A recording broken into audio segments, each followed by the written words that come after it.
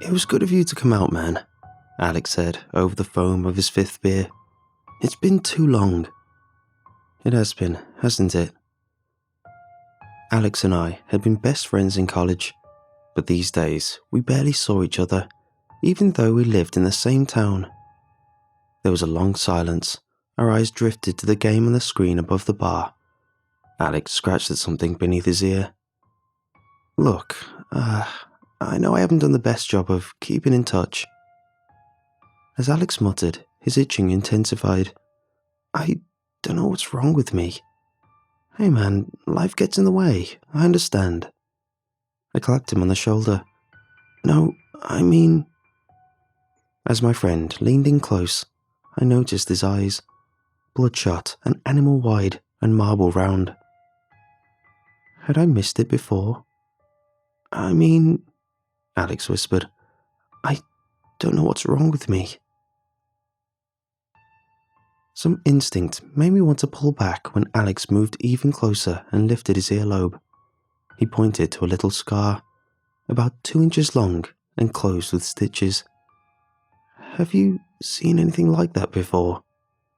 Did you, have an operation or something? I asked, confused. It looks fine. No! Alex pounded the table with his fist and his face screwed up in a mask of anger. Our drink sloshed and spilled. I felt the irritated glances of other patrons on the back of my neck. No, that's just it. I woke up and felt this itch. Then I touched this place on my neck and found this cut, like a surgical cut, and a pair of stitches. Now, I ask you, how could something like that happen without me noticing? I bought some time with a long sip of beer. No idea, man. That's, pretty strange. And that's not all, Alex hissed.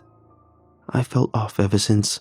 I wake up sore, but I don't remember any workout, or I try to remember what I did at a certain time of day, let's say between 6 and 9 o'clock, and I get nothing.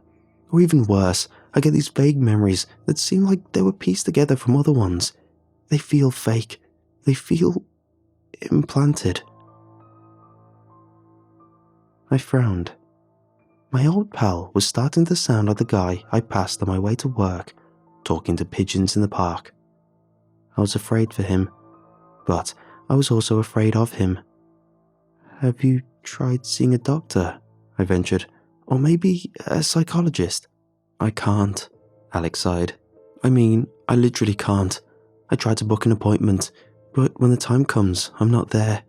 I get voicemails from the office saying they'll bill me anyway.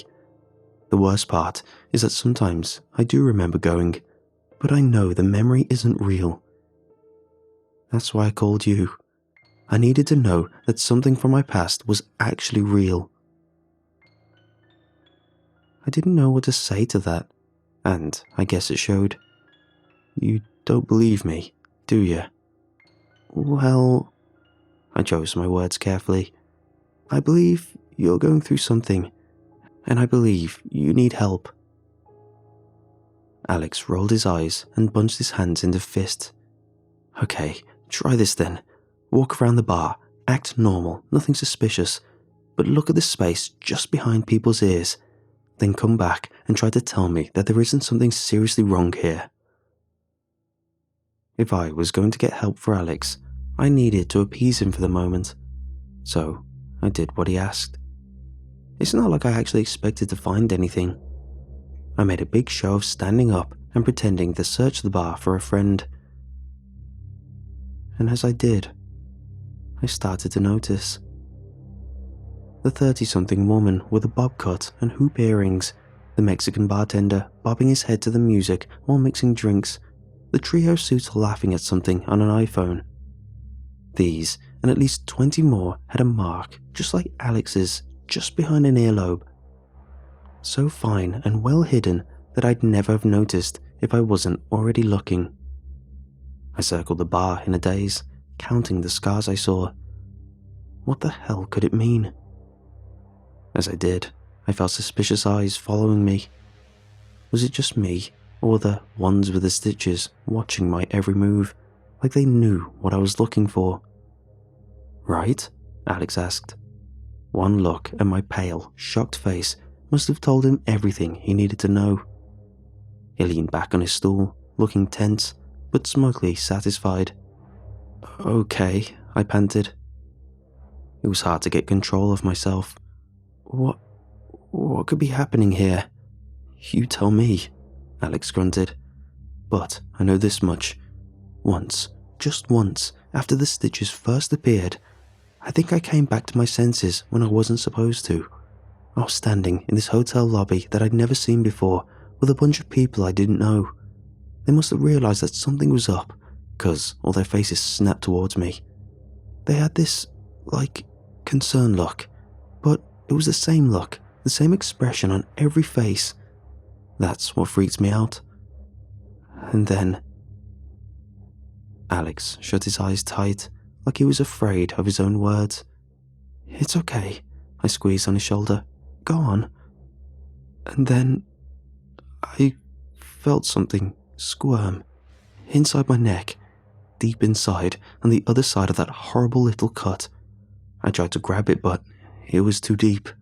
It kept wriggling. I tried to fight it, but it's like it was taking me over again. And the rest of them grabbed me, and everything went black. Alex started hyperventilating.